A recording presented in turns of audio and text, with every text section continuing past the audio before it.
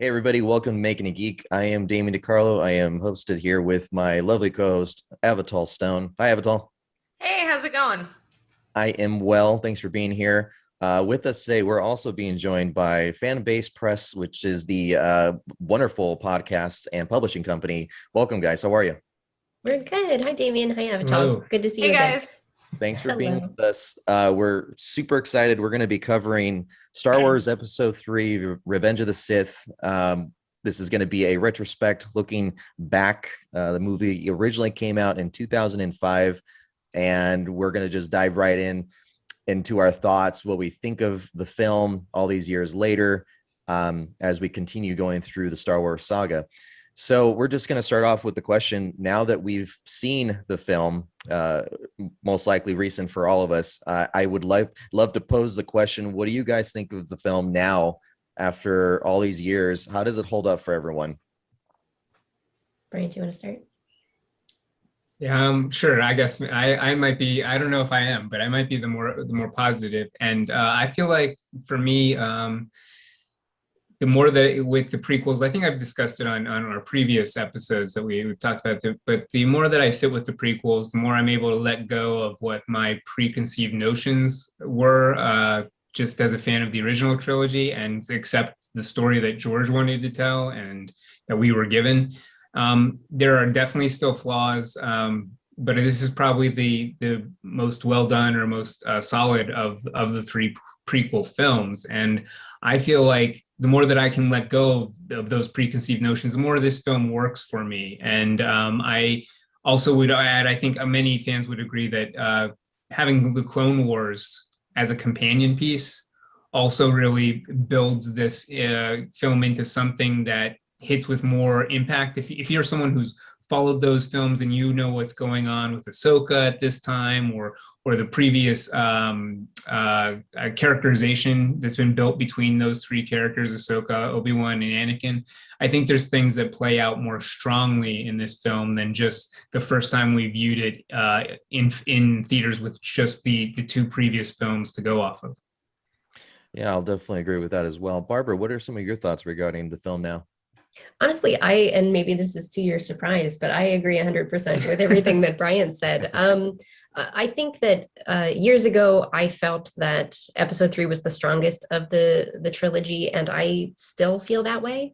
I certainly enjoy this film the most. I think that it has the most pathos, and for me, resonates the strongest. But I think especially, like Brian was saying, with things like the last season that recently came out of the Clone Wars, and then, of course, Bad Batch as well, which happens a little bit after this movie. But I think all of that as a whole really juxtaposes amazing backstory that you can, all of us were previously filling in the gaps ourselves as to what may have happened, but to really have that in full color detail, both before, during, and after everything that's happening, you can really fill that in mentally as you're watching everything. And I think that really resonates emotionally as well. The only thing, and we'll probably come to this later, is as a parent of twins now, I can officially say that it is not physically possible to run out of a spaceship carrying twins. That's not how Just life throw it out there. not how life works at Maybe all. in space. Maybe in space, but no. Avatar, what do you think a little bit on this whole weigh-in of the film? I have to agree a lot with what you guys just said. Previously, the thought of the trilogy of episodes 1, 2, and 3 just made me angry. And having rewatched them throughout doing these podcast episodes with you guys, I'm coming to see kind of your point of view and being able to release a little bit of that hatred that I originally felt. But having watched this one again and having seen it in, what was it, 4K? We saw it in 4K. We saw it in 4K, and seeing all the detail behind it and those extra things that I missed the first and second time around, it actually impressed me a lot more than I expected, and I found myself actually enjoying the film and being able to let go a little bit. I stand by Hayden Christensen not being a good actor, but Ewan McGregor more than made up for it, so I'm good. Absolutely. Yeah, Fair I enough. would say within these three films that we've discussed it before, Ewan McGregor has single-handedly carried us through a very strong performance in his role as Obi-Wan. And I think if we didn't have his presence as an actor, I think that would have made a huge, huge difference in the way that these films held up. And it really is a testament to him and his great acting ability. He's a consummate professional. He's been amazing in every movie I've ever seen, even if it's a movie I didn't enjoy.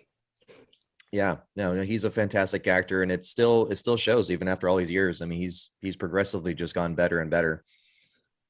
Agreed. So what were some of the standout moments, would you say, looking back now at episode 3, that either worked for the film or against the film?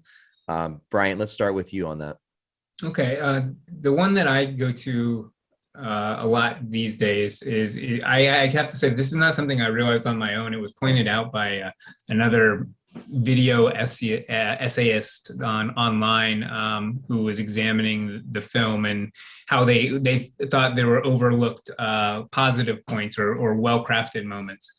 And there is something where the audience tends to miss it. So I think there's a criticism there. But the moment that I'm going to mention is a reflection between the scenes, or a parallel between the scenes where Anakin executes Count Dooku and when Mace Windu goes to execute the Chancellor, and Anakin ends up cutting his arm off.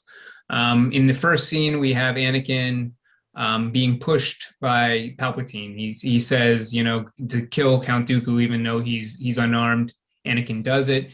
And then what Senator Palpatine says to him, or I guess Chancellor Palpatine says to him next is, don't worry, you did well. He was too dangerous to be left alive. And Anakin kind of pushed back. He said, yeah, but he's unarmed. It's not the Jedi way.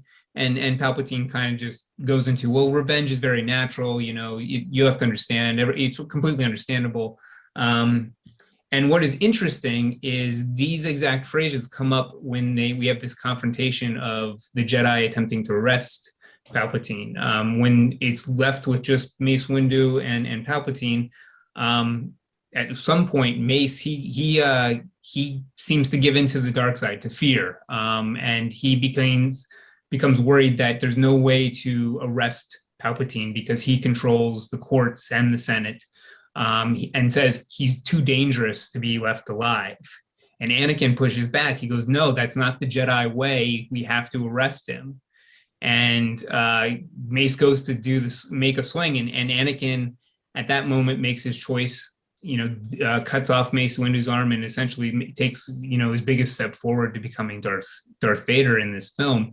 And what's really interesting about that is how it shows, or is meant to be shown from a writer's perspective, I think, that Anakin is losing the ability in that moment to see anything different in the Jedi than the Sith. And if the Jedi are offering nothing in regards to his wife, that you must just let her die, and the Sith are offering, well, we can save her. There's no reason why he wouldn't make that choice. There's a carefully crafted moment there that I think is often missed, and I just think it's really interesting to think about how, especially again when we go back to the Clone Wars, how Anakin has come to feel that the Jedi are less than they say they are, very consistently, that they have contradictions. And he has this manipulation, this grooming going on by Palpatine that slowly erodes, those differences, to say like, hey, like the Jedi are just same as everybody else, and everyone's out for themselves, and you got to be making the choices that are right for you. And so I would offer that as being the standout moment. Yeah, that was very good. Well said, Brian. Thank you. Thank you. Barbara, what about you? What stood out now after Sure, all these years? I think, as did previously, but perhaps more interestingly now, is of course the Mustafar scene at the end between Obi-Wan and Anakin. It's I think the most Shakespearean, the most heightened and just horribly sad to watch, not only the demise of this character, but the demise of this brotherhood and this friendship between these two individuals.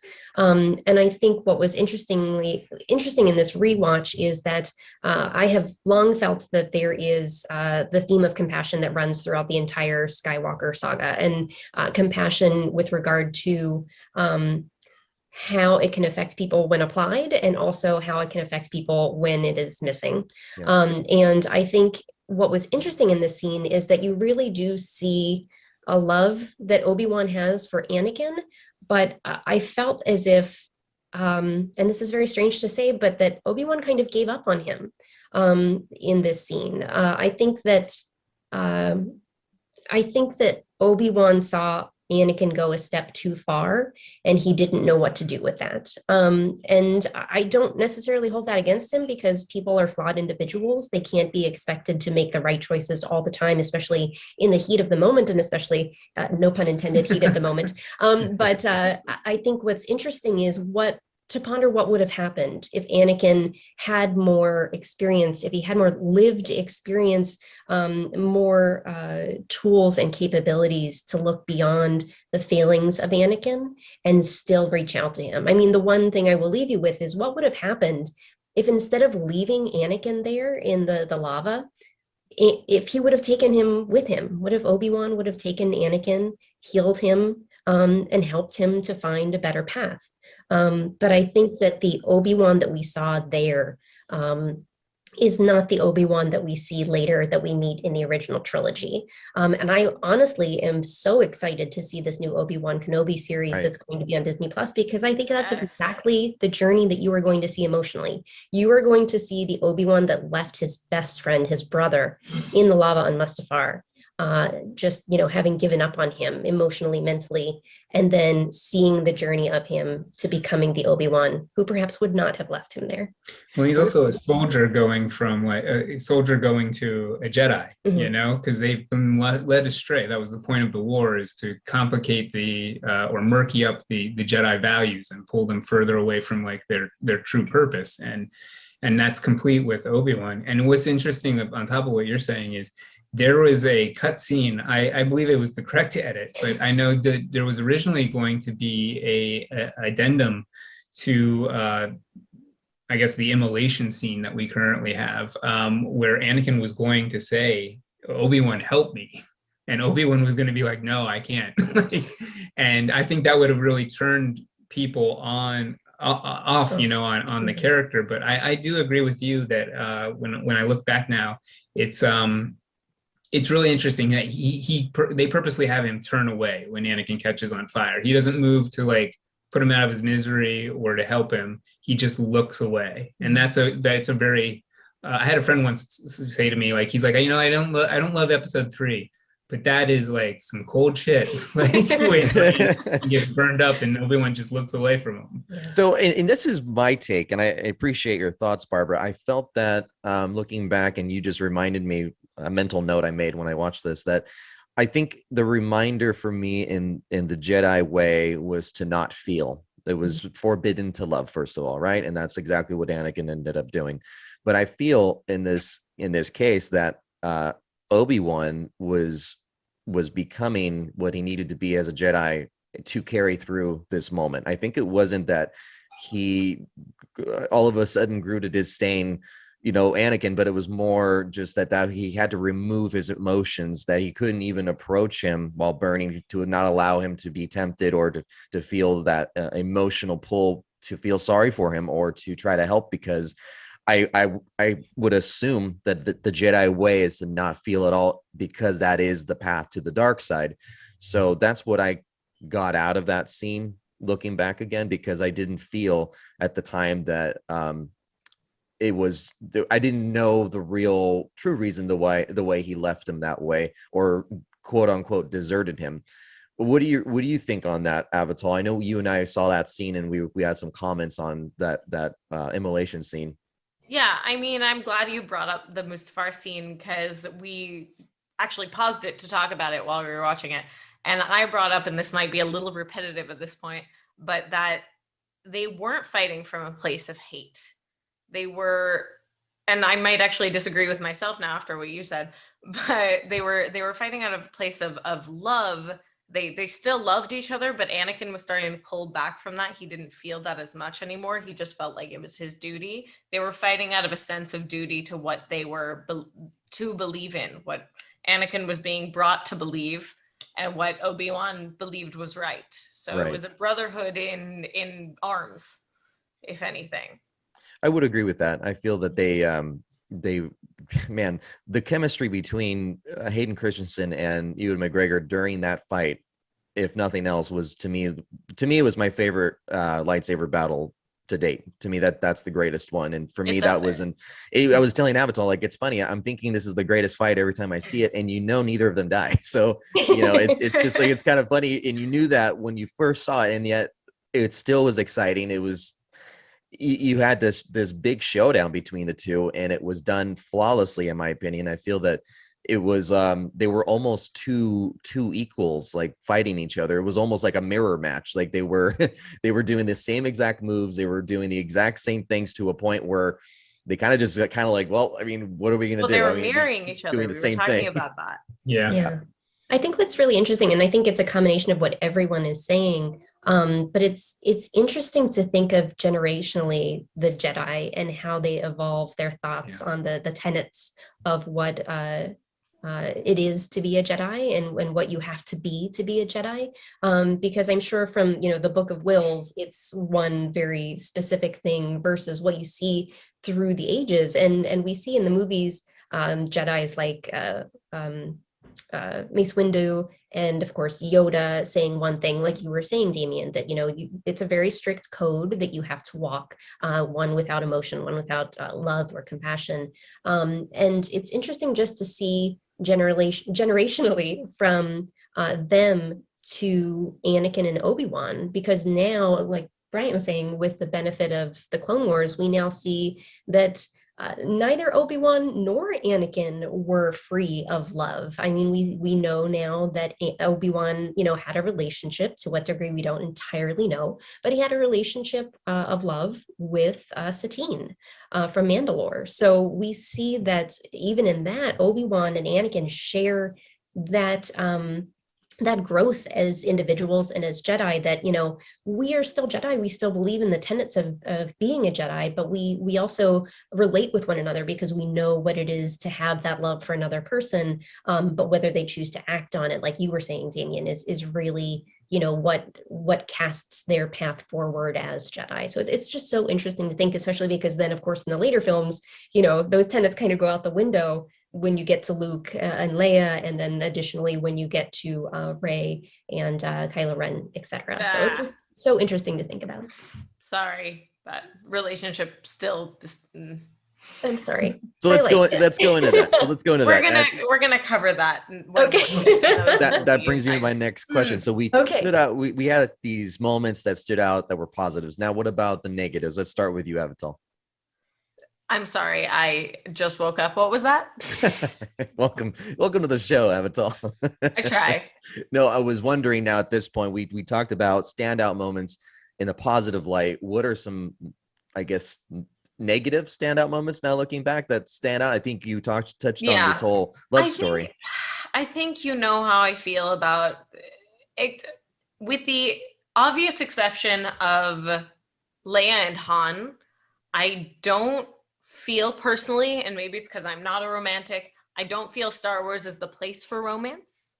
I don't think it fits in the universe. It's called Star Wars, not Star Love. I know, whatever. But the relationship between Anakin and Padme creeps me out more and more throughout each film. It's like, she knew him as a child. She was like 30 years old at the time, and then he grew. Now she looks the same, but she's like 40 now, and he's 16, and it's just not okay.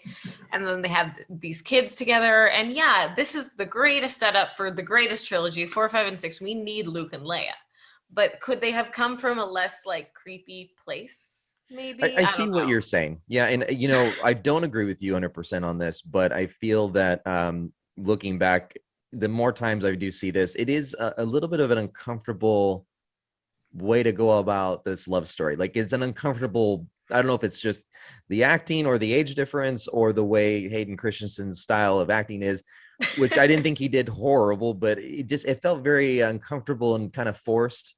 It felt robotic. Yeah, it did feel well, and I think part of it is to pay tribute to Darth Vader's character, which is supposed to be that way. Later on, of course, maybe they were kind of doing this foreshadowing of what is to come as far as the way he is, and he was very, I guess, robotic in his method of falling in love. It wasn't very emotional. It was kind of like just everything was just clicking right for him to continue this obsession. I think you're giving it too much credit. Maybe I am. Maybe I'm looking too far into it. I think you're giving it more credit than it deserves. I think it's just, like I said, Hayden Christensen, not a terrible actor, not great.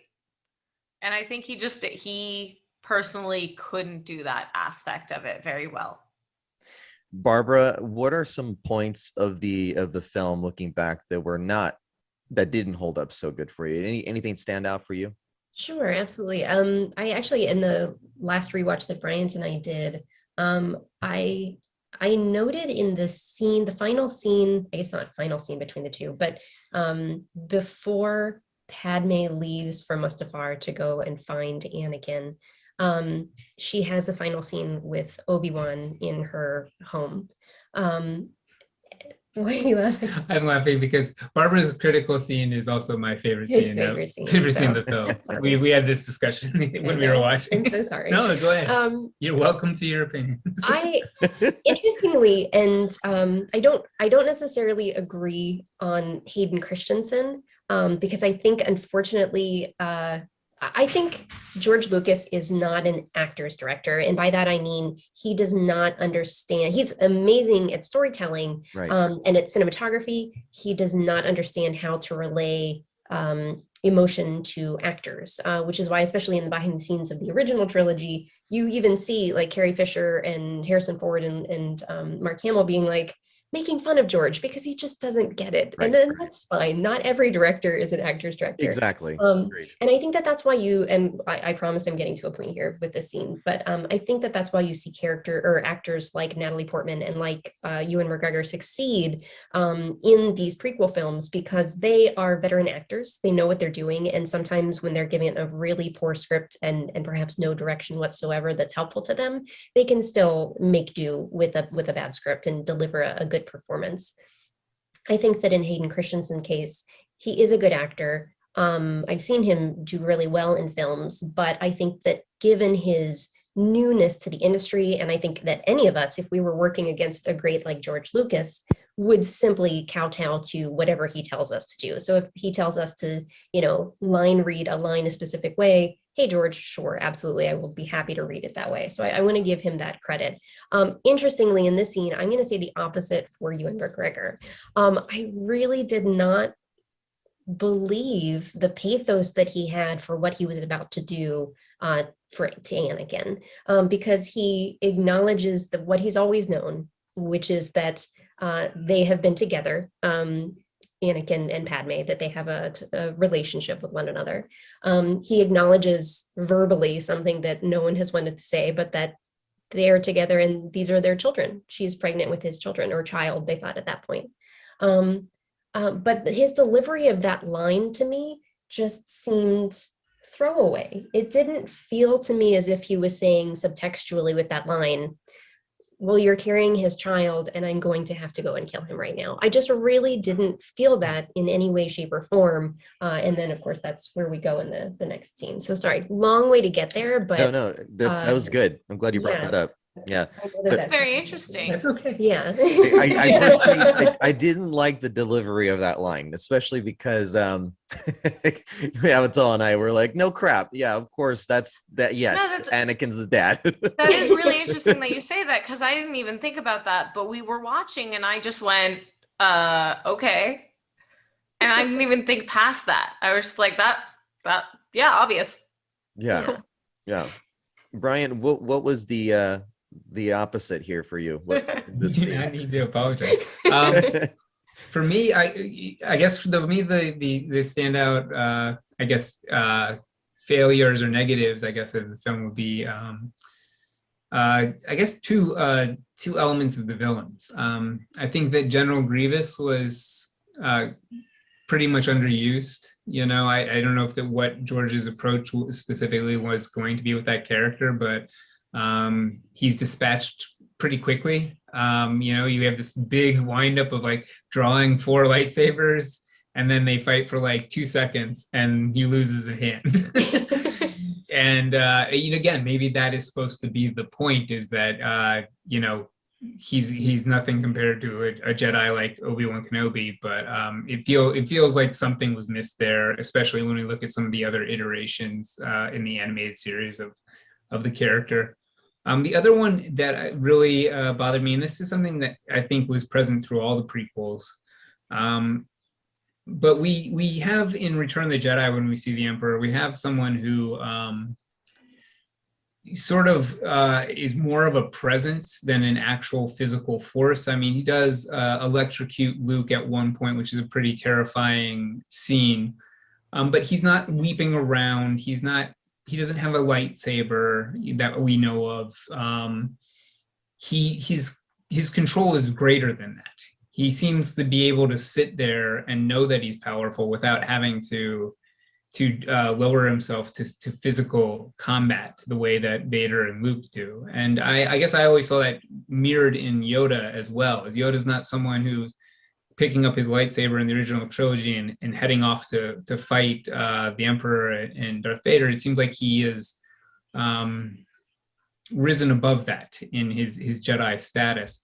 So I guess that's a long way of saying, like, I would have loved to have seen some powers or approach to Palpatine's conflict with Jedi and with Yoda not being based on a lightsaber battle or some sort of acrobatics. A great example would be, we have the scene where he is to be arrested, and we have Mace Windu and 3 other Jedi come into the room, and it results in the Chancellor grabbing his lightsaber and like rushing them and killing these Jedi in quick order. When I think it would have been much more powerful to have something where he uses his greater use of the Force to defeat these characters. Imagine they come in and he is able to just stop their hearts or choke them all at the same time, you know, without even moving. I think that would have really helped make the Emperor a little less cartoony than he appears at times in this episode. He's a little over the top at times for me. I think I agree with you, and I think that I agree with you more so than that, in that this trilogy is just a bit cartoony in general. Like, we were talking when we were watching it that a lot of the voices were a little cartoony, Goofy. and like how many of the Emperor maybe a little less so, because he was mimicking the Chancellor, because he was mimicking the original voice of the Emperor from the original trilogy. But a lot of the aliens' voices were just like, ooh, like Jar Jar Binksy. Let's talk about the cast. Let's talk about how they reprise their roles yet again for the last of the prequel trilogy. Avatal, what are your thoughts on the cast? Anyone stand out, or anyone that you want to have a comment about? I mean, like I said, except for what you said earlier about Ewan McGregor's delivery of that one line, I truly believe that without his performance, and I think I agree with you in what you said about George Lucas as well, just not being an actor's director. And I think Ewan McGregor was able to rise above that more than anyone else in the trilogy, and possibly in all of the films, except for Harrison Ford, because he was just high the whole time. But I really think that his performance stood out to me a lot. There were no moments really where I went, he's a bad actor, because he's just fantastic in everything. I still kind of stand by what I said with Hayden Christensen, and it's possible that it was because he was so new at the time to the industry. He hadn't really grown into what he was supposed to become, but I just didn't enjoy his performance at all. It felt very robotic, and if that was intentional, I will change my mind. I will sing a different tune. But if it was unintentional, as I believe, it was just not not enough for me. I will say though, Chewbacca, well done. All the Chewies. I don't even think it was Peter Mayhew. Or did Peter Mayhew play all of the Wookiees? That's what I'd like to know. I don't know that he played all the Wookiees. I definitely know that he's Chewbacca. He didn't let anyone touch that role. And He was Chewbacca, right? Yeah. Mm-hmm. I figured, yeah, he was still the whole time. The Chewbacca. I didn't know if it was that he jumped in every suit. I think a lot of it was CG. I was kidding when I said that. No, because I mean, Some of it was CG, yeah. It was CG, right? Okay, I figured the rest of them were. Brian, back to you on your comments. So what do you think regarding the cast? Anyone stand out, or anyone that, looking back, just didn't do it for you? Yeah, I don't want to. I think we're all agreed on Ewan McGregor, so I won't beat that drum any longer. But I will give, since I just talked about things I disliked about the Emperor or Chancellor at this time, I will give some props to Ian McDiarmid. I think he does a fantastic job reprising this role. And he's been a joy throughout, I would honestly say, throughout all three films. The way that he kind of like plays this two-faced character and has these like telling lines. And I think he, and again, like maybe this is something that connects to the point being made before about not needing the acrobatics, but he is his actors' tools are the special effects that you need. The way that he can switch so easily vocally from this like sort of nice senatorial voice to that dark sort of almost like froggish like throaty emperor voice is Oh yeah, we so kept commenting about that. You know, I mean, sometimes it is over the top, and I think they put some like effects on it sometimes, which I think were unnecessary, some like digital effects. But like, there's moments I remember where I think Anakin confronts him for the first time, where he reveals that he is the Sith, and he talks about feeling Anakin's anger, and he kind of just drops into it about how it gives him focus, and you're all of a sudden like, oh, you're in there. This creepy individual is just inside you. You've been wearing this mask the entire time, and that's really cool to see that drop to just with the vocal changes. Absolutely. Yeah, absolutely. Barbara, what stood out for you as far as acting goes in this film? I guess I'll give a shout out to Jimmy Smits. I think he doesn't have a ton to do in this movie, but I think that speaks to his acting ability, which I've never had call into question ever. But he is very much Leia's dad, you know, and That's what I would picture.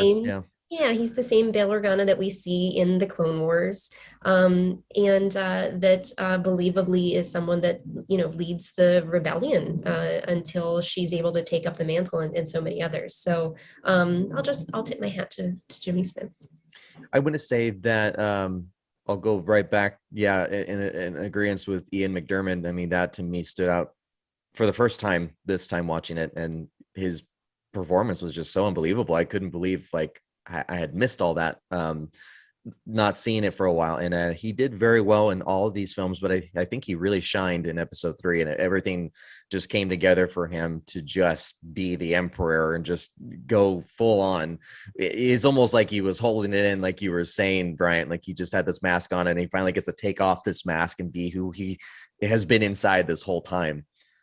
Well, I think we can liken that to what you said about the Emperor in the original trilogy, in that, yeah, he was extremely powerful to the point where he didn't really need to get involved. And I think we saw in episode 3 him slowly arriving to that point where he was like, oh, I don't need to do anything. I can just let them take care of it. I'll just have my little lightning hands. He became that powerful character in this film.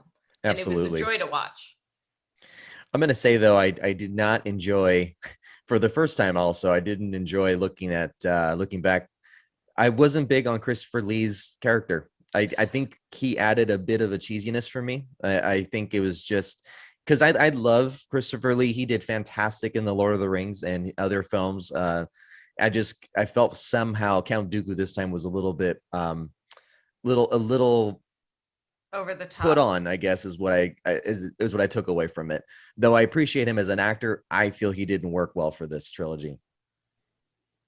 That could be, again, what you were hearkening to, where just having that kind of director that does line readings, which as an actress is very rough. Yeah. You don't want to be hearing like, this is exactly what you have to do. So Right. it could be that Christopher Lee was just such a consummate professional. He's one of the most brilliant actors of his generation. Absolutely. That he couldn't really bring himself to the role with someone just giving him line readings. Yeah, If and that is brings up the point case. what Bryant was saying regarding how, or both of you, both Barbara and Bryant, you mentioned about George not being a people director. And I think that, I mean, having met him and spent a significant amount of time with George, he's very just not, I guess the word would be sociable. He's not very sociable. He can talk, but he struck me as the kind of guy that wouldn't talk unless you made him talk. You know, he's quite literally a space cadet, yeah? Let's go with that. He was, yeah, I mean, I think that, and it shows a little bit in the films, though he's brilliant in just everything else we've talked about. We even said that in our coverage of episode 1 and 2, that he is just brilliant when it comes to visuals and his story ability to get into taking us to a different world and being consistent with that and being creative. But when it came to people, I think that may not have been his most powerful ability to direct. And I think that kind of shows now, thinking of things like, you know, Christopher Lee being a fantastic actor. And I think he was a little lost as to this character. I think it didn't really, it wasn't him to me. Like he could have been better. And I think that may have been a lack of direction, in my opinion. So let's move on to what stood out very, very powerfully in episode 3 for me personally. Let's talk about the film score with John Williams. I think that this has a lot going right now with this film as far as the score. It really just took us to a different level. Brian, what comments would you have regarding the film score by John Williams in this one? I think the music in the prequels is fantastic overall. I absolutely love the love theme across the stars that is picked up here. But I think the real standout piece is the Battle of the Heroes, which is what we hear behind Anakin and Obi-Wan's lightsaber fight. And it's got those choir elements that we had in Duel of the Fates. It reprises, I think, some of Duel of the Fates at some point. Yeah. And it feels exactly like what we need when we're having these two friends battle, you know, so viciously, knowing, and I think also there's throughout the whole score, there's a whole lot of tragedy present. You know, we hear that when we see the fall of the Jedi and Order 66. There are several times where I feel like towards the end of the film, there's just a sense of the crumbling republic and how something dark is rising, you know, and a lot of that is communicated through the score. And even the parallel scenes where we have the birth of Anakin's children and the death of Padme, with this rising or rebirth of Anakin as Darth Vader, which, you know, feels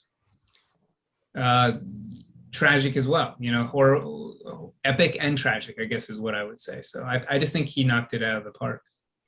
Barbara, any comments regarding the score? I honestly, I would just echo what Brian said. I don't necessarily know that I have anything additional to offer. Avatar, how about you? Anything to say? I was gonna say exactly that. That was basically the perfect answer, and I don't think any of us can add anything to it. Yeah, as long as we're all in agreement, okay. We're all agreed. I would say what really stood out, and it always does every time I see episode 3, is the ominous music, specifically when Anakin is in the council room on his own, right before going to see Mace Windu take down the Chancellor. I think the music there and the mood didn't, I never felt that again in a Star Wars film. It was very, very ominous, very not John Williams. It did not sound like him. When I first saw it, I'm like, is this a different composer all of a sudden? It was so off from what we hear normally with John Williams. And I think he did a very, very good job being not John Williams for a little while. Like it Well, was he very really showed his versatility in this. exactly. Yeah, he was versatile at this moment, and this is the film that would require that. It was not the fun, happy-go-lucky Star Wars adventure. This was like Brian, you said, it was the tragedy of Anakin, but now this is the epic conclusion of it, or I guess beginning. I guess what you could refer to as, and I think he did a fantastic job. Yeah. So in this one, this film, this is, I believe, to my knowledge, verify for me if I'm wrong, but this is the first Star Wars film to be PG-13, and I think that was due to the film's darker tone. Yes, yeah, that's correct. It was right. Yeah, I The remember death that. of Anakin, or the almost death of Anakin, was definitely enough to make it so, I think. I would say that. Yeah. Yeah. And I mean, what would you say going to PG-13 rating, Barbara? Now, looking at the film, it obviously went darker. And do you have any comments on the film's dark tone? I think with a lot of trilogies of different properties, you see this happen, and I think it's natural for a story to progress into darker tones because just as we all age, life gets more challenging, and there's more gray area of us. Of things that we have to process and understand. And I think that very much George has always wanted this property to be a kid's property, something to be enjoyed by all ages and families. And so I think that, it's number one, because of the content of what was story-wise certain to happen, we were going to end up here. But I think that likewise, the movies aged up with the audience as well. Obviously, like Avatar said, we have Jar Jar Binks in the first episode 1, and as things progress, it's just going to get a little bit darker. I don't, obviously there are going to be certain age groups of kids that I still wouldn't want to watch this just yet, at the whatever age that they might be. But I think that it's only natural that, some of the kiddos who started watching episode 1 would be okay to progress on to both episode 2 and then to episode 3. As a mother now, Barbara, what is your take now with a darker Star Wars film? Like you mentioned yourself, first episode we had kooky Jar Jar Binks, and that things were a little bit lighter as in terms of the story. But what age range would you say wouldn't be appropriate for this film? I mean, you're seeing a very tragic story, a very dark story, and you're practically seeing someone burn alive. And those in those kind of scenes, I would wonder as a mother, as a geeky mother, Sure. where's a good point to introduce a film like that to your children? That's a good question. And obviously it's going to vary for every parent, Right. depending on what their individual child might be able to withstand or more importantly, to process. And I think that any age that this would be appropriate for, I'll add the caveat that I think that would necessitate discussion with the child about what's happening, what they're seeing, how that makes them feel. Exactly. So I'm going to be a bit cagey in giving a certain age because I think it also depends on, when did they start watching episode 1? I don't know that I would necessarily start with the prequels, honestly, Right. with a child. I think that there is a developmental aspect to the way the story was told that makes a lot of sense for me in being able to relay this story in starting with the original trilogy and then giving greater context, especially given the maturity that would be needed for episode 3. So Right. I'm going to be a little cagey in my answer with that, but because there are so many different factors that I think There's that a lot. Yeah. And I mean, they recommend 13 years old, but I think in that point, it really just depends on the child and the relationship that they have with their parents. I know a lot of films, even for even almost to their 20s, they find visually scary, whether it's post-traumatic or anything that's triggering, disturbing thoughts. I would say this film is significantly darker than all the other ones as far as its storytelling and its overall tone is just, if you didn't know where this story would go further, it would be downright depressing, really. It's true. Yeah, definitely watch 4, 5, and 6 first. Agreed. Yeah, I think that I prefer that order than to start with 1, 2, and 3. Well, there's something to be said for knowing what's to come. It's there was actually a study done by scientists a few years back where people were told the ending to films, and then they had them watch them, and they found that a lot of the 80% of the people enjoyed the journey. So they were like, oh, I know how this ends, but like, how do we get there? So I Right. think that's a fair point with this. If you watch 4, 5, and 6, you get to enjoy 1, 2, and 3 a lot more. Yeah. You're just seeing the journey of how you got to this thing you already love so much. Exactly. Right. And that, I think that builds greater appreciation once you see its roots, not in the story, but I feel the way its roots were in Star Wars in film, and you get to see that order, how it flourished from the 70s to 80s to the 2000s, and now we have, mini series and animated series. There's just so much now that you have to appreciate with the Star Wars universe. With this film, let's talk a little bit about the significant lack of presence of Jar Jar. What comments does everyone have regarding the fact that Jar Jar isn't in this film mainly at all? Bryant, let's start with you.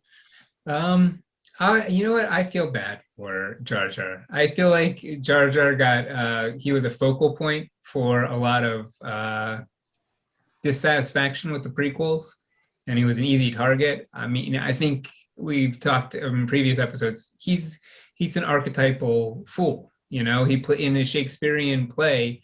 It wouldn't be that uncommon to have a character like him in a tragedy to kind of release some of the tension, especially when we're tackling such dark content. And you can argue the execution of his scenes or his writing is maybe distasteful for audiences, but it's not that like a character, like it's not that humor doesn't have a place or silliness doesn't have a place in a story like this. Is just how that is executed. I think that really matters. And with this, we don't have much of a resolution for Jar Jar, unfortunately. I think that's maybe the saddest thing. We see him, in the funeral parade for Padme, which is nice in some ways because we can just kind of interpret, how the events of episode 3 have affected him, and that can be something we can create in our imagination, maybe more stronger than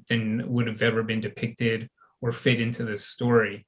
But I guess what I do lament is that I feel like Jar Jar slowly disappearing from the trilogy is more of a reaction to the hate that was thrown towards the character than actually perhaps what was George's original intent. I don't know that he meant for the character to be super present in the first film and then just kind of fade away. Yeah.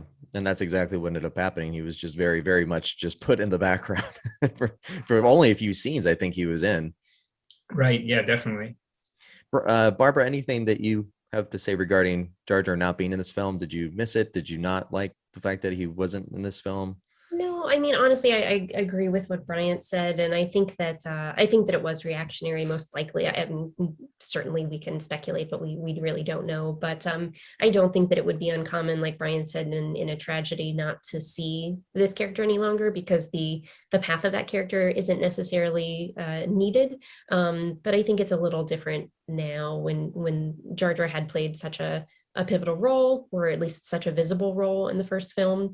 And I think that more than anything for me, it just makes me feel, bad for what Ahmed Best went through as an actor during this period and Right. following, because it was, it's not certainly his fault, portraying a role that he was asked to play.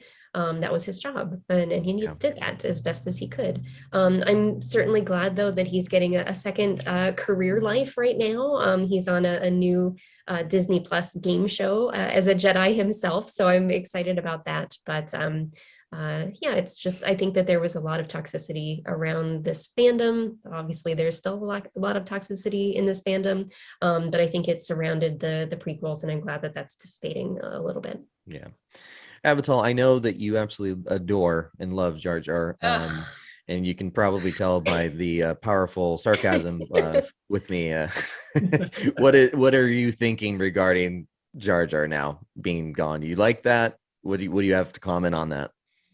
I definitely like it, but I have a little more to add than that, so I don't sound like the dumbass that just goes, I'm happy.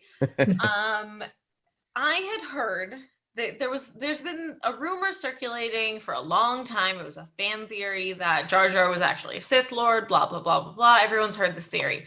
I heard a rumor a long time ago, and I have no idea if this is accurate. I kind of hope it is, that was actually George Lucas's intent, was to make him eventually be a Sith Lord, but the hatred came out so strong against this character that he was like, oh no, never mind, let's get rid of this character, because people have reacted so viscerally against him. I do think that if he had followed through with that storyline, assuming this rumor is correct, I may have enjoyed the character. I may have gone, oh, he's a fool on purpose. I can see that. Right. In the case that is not the case, I'm so happy, because I had a visceral reaction to this character, and I feel so terribly for the actor, because he really was just asked to portray this character, and he did a damn good job being. He delivered, yeah. But it was just hard for me. I couldn't handle the childishness, and that could be to do with the fact that I did not see episodes 1, 2, and 3 until I was well into high school. So I was already a little older, and I just couldn't take the I have no words. Barbara, Bryant, what would you have thought of that theory if had it come true with Jar Jar being the Sith Lord? What are your thoughts on that? Go ahead. Oh goodness. You're happy into no, that? thank you. No, thank you. I don't know if that I don't know what to feel about that, honestly. I go, I've seen a lot of the like fan conspiracy theories videos, and they make a good case, but I struggle to imagine that was really the plan.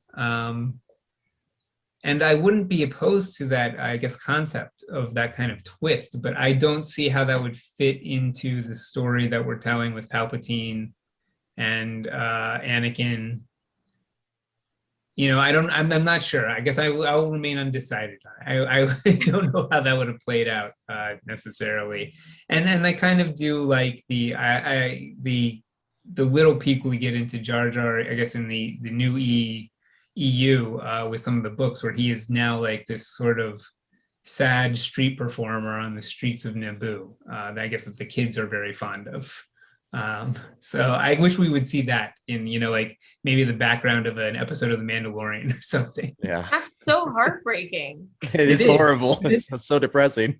Even for this character that I genuinely despise, that's the most heartbreaking thing I've ever heard. Things didn't work out with the queen. I guess not. Yeah. He had one friend. She died. No, the queen from the Clone Wars. Oh, right. Yeah, the other queen. The other queen. I'm sorry. I always thought you meant Naboo's queen. No. Well, now that you say that, that's towards almost the end of the episode. I'd like to touch on you're more experts, Fanbase Press, more than I am in regards to what takes place between episodes 2 and 3, and how does now seeing episode 3. How does that impact you now, knowing all the specifics, all the stories that's happened in between all this? Tears, lots of tears. There's so much, right? Yeah. There's so much that happens, and I think I'm a huge Ahsoka fan. One of our daughter's middle names is Tano, so that will give any indication. But oh my gosh, and especially the last season. I'm sorry, I'm gonna geek out. I promise to keep it brief, but like the last season of the Clone Wars, of seeing what Ahsoka went through, and Rex, and just everybody. And now that you've seen the Bad Batch, and you know what happens. I don't know if anyone has watched Rebels, but you know what happened with Caleb, or Kanan, as it were, when he was young, and his master. And oh my gosh, there's so much. It will explode your brain if you think of it all, but it's amazing. By the way, you never have to apologize for geeking out on a geek show. Wait, Brian, how about show? Yeah, this is a geek show, right? Oh shoot. Brian, how about you? With all the Star Wars lore, what do you think of the episode 3 now? It's very much the same for me. I feel like the prequels get stronger with the amount of additional content that they've been able to supply. What I love about the Clone Wars is Dave Filoni really has a knack for being a vessel for telling these stories, and he worked really close with George. So George got to be what he was on the original trilogy, which is sort of the idea guy. He was coming up with things, and giving feedback and saying why things played the way certain ways within the stories. And Dave would take it with his team and actually execute it. And I think that worked out really well. And what they did a couple things. I mean, one thing they did for me that I love as a original trilogy fan is, I think ever since Obi-Wan Kenobi, as Alec Guinness sat in that hut and said to, Luke, like, yeah, the Jedi were, guardians for over 1,000 generations. And I was a Jedi Knight in the Clone Wars with your father. Like, we all have been imagining what that was and what those adventures were. And to Anakin and Obi-Wan, together fighting this war, and then the descent of Anakin. And the Clone Wars really executes a lot of that groundwork. The things that we are missing or feel lacking in the trilogy are built up in this series. They build the relationship of Obi-Wan and Anakin into something that feels truly like brothers. I would say Matt Lanter does a fantastic job of adding so much of a roundness to the character of Anakin, and sort of showing why he believes what he believes and how he's set up to fail by the circumstances of Episode 3.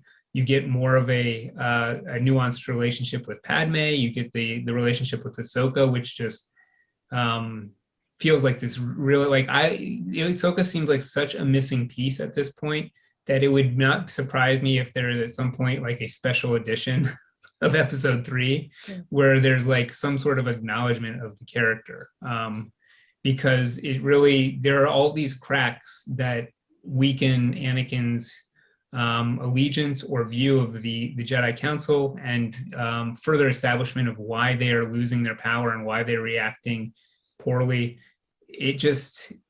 I can't overstate how much it adds to the films. And it's not something where it's like, oh, you have to watch this if you're going to watch the films. But if you have some interest in these characters, or you enjoy these films somewhat, you probably will enjoy going back and spending this time with these characters in a more serialized format.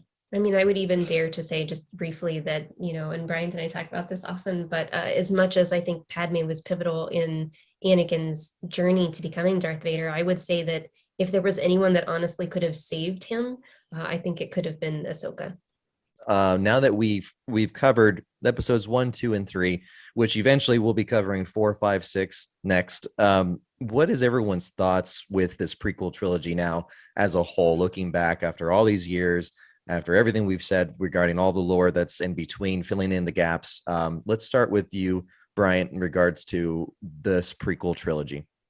I guess I will say that I've really come to a place where I enjoy the prequel trilogy a lot these days. And while it's easy to go through the scene by scene and sort of nitpick performances or certain aspects, I think what I enjoy about it is looking at the story that George was telling, especially when he's talking about how a democracy falls and what choices lead to that, the way that propaganda is used, the way that war is used, and politics, and how they sort of murky one's morality, and the way that it's hard to get to a place of goodness or prosperousness if you're going to I guess go into those muddy waters. It's hard to get clean afterwards. So I continue to hope that our democracy will not fall, but it does seem to reflect many stages, in our own history when it comes to the United States. So I find that very interesting. Barbara, how about for you?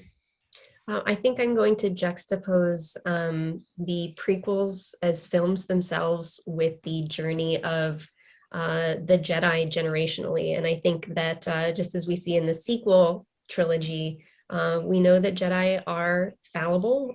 We see this specifically with Luke speaking to his old master, Yoda, that mistakes can be made. And I think that the same is the case with the prequel trilogy. I think mistakes are made, but I think that their hearts were in the right place. I think that they had a wonderful story to tell, which has been evidenced, as Brian said earlier, about, Dave Filoni really taking the heart and the meaning and themes behind what George Lucas was intending to tell with this Absolutely. story, Yeah. and being able to run with it later. But I don't think he would have been able to do so if it wasn't there in the first place. So, but Absolutely. I think that, mistakes Yeah. can be made. Everybody can be fallible, but there's still goodness there.